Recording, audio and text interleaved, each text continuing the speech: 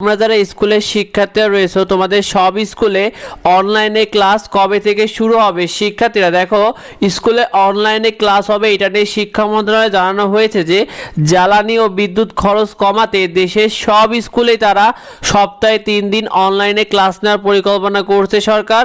অর্থাৎ দেশের সব স্কুলে তারা 3 দিন করে অনলাইনে ক্লাস নেওয়ার পরিকল্পনা করার কথা জানানো হয়েছে শিক্ষার্থীরা শিক্ষা মন্ত্রণালয় থেকে। তো তোমাদের কেমন নিয়মে স্কুলে ক্লাস হবে? দেখো, সব স্কুলে দুইভাবে ক্লাস নেওয়া হবে। অনলাইনে ক্লাস হবে জোর তারিখগুলোতে, যেখানে তোমরা ঘরে বসেই তোমাদের স্কুলের ক্লাসগুলো করতে পারবে। আর একটা হবে অফলাইনে ক্লাস, যেগুলো বিজোড় তারিখে হবে, যেগুলো স্কুলে গিয়ে ক্লাস করতে হবে।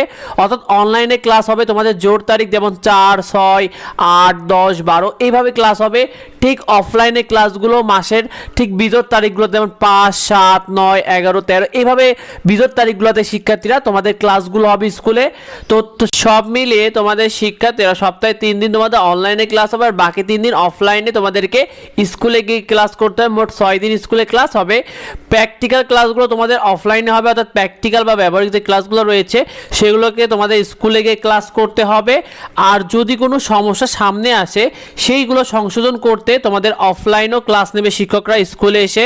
অর্থাৎ যদি কোনো সমস্যা থাকে সেই ক্লাসগুলো তোমাদের অফলাইনে স্কুলে হবে, শিক্ষকরা তোমাদেরকে ক্লাস নেবে শিক্ষার্থীরা। এটা তোমাদের স্কুলে নোটিশের মাধ্যমে।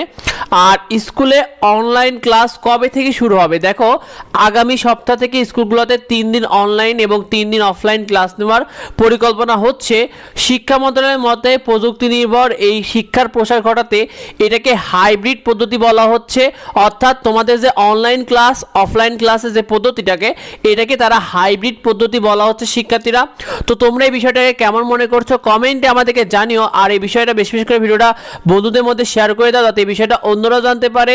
যাবতীয় আপডেটগুলো পেতে অবশ্যই আমাদের সাথে যুক্ত হও। দেখা হয় পরবর্তী ভিডিওতে। ধন্যবাদ সবাইকে।